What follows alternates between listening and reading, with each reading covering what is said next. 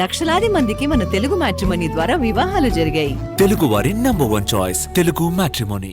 4 ఏళ్ల సుదీర్ఘ నిరీక్షణ రాజకీయ ఉత్కంఠకు తెరపడింది. కొండపల్లి మున్సిపాలిటీ టీడీపీ ఖాతాలోకి వెళ్లిపోయింది. న్యాయస్థానం తీర్పుతో చైర్మన్ పీఠం ఎల్లో పార్టీ వశమైంది. 2021లో కొండపల్లి మున్సిపాలిటీకి ఎన్నికలు జరిగాయి. అయితే 4 ఏళ్ల తర్వాత అనేక ట్విస్టుల అనంతరం టీడీపీ చైర్మన్ పీఠం కైవసం చేసుకుంది. అప్పట్లో మొత్తం 29 స్థానాలకు 14 టీడీపీ, 14 వైసీపీ, 1 స్థానం స్వతంత్ర అభ్యర్థి గెలిచారు. స్వతంత్ర అభ్యర్థి టీడీపీకి మద్దతివ్వడంతో బలం 15కు చేరింది.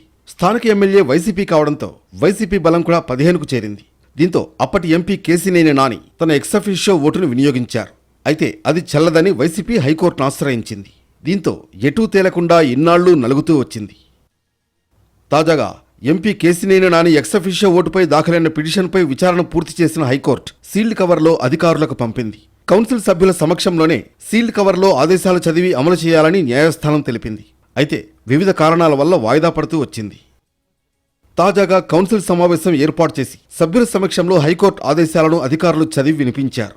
ఎంపీ కేశినేని నాని ఓటు చెల్లుతుందని కోర్టు ఆదేశించడంతో టీడీపీ బలం 16కు పెరిగింది.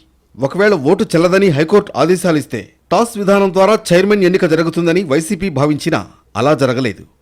కోర్టు ఆదేశానుసారం ఆ రోజున్న సీల్డ్ కవర్ ఓపెన్ చేశారు. కాదు ఈ రోజు ఎన్నిక నిర్వహిద్దామంటే మేము సిద్ధంగా ఉన్నాం, ఎన్నిక నిర్వహిద్దాం. కానీ అటు ఇటు కాకుండా వాళ్ళకి లాటరీ కావాలంటే, ఎందుకంటే ఏదన్నా ఛాన్స్ వస్తే కనుక మాకు 50-50 ఛాన్స్ ఉంటుందని వాళ్ళ దొరాలోచన. ఇవన్నీ సాగవు. ఏమైనా ఒకటి మటు గుర్తుంచుకోండి, తెలుగుదేశం పార్టీకి కొండపల్లి మున్సిపాలిటీలో సంపూర్ణమైనటువంటి మద్దతు ఉంది. ఎన్నో ట్విస్టుల మధ్య 4 ఏళ్ల తర్వాత కొండపల్లి మున్సిపాలిటీ టీడీపీకి దక్కడంతో పార్టీ శ్రేణులు సంబరాల్లో మునిగిపోయాయి.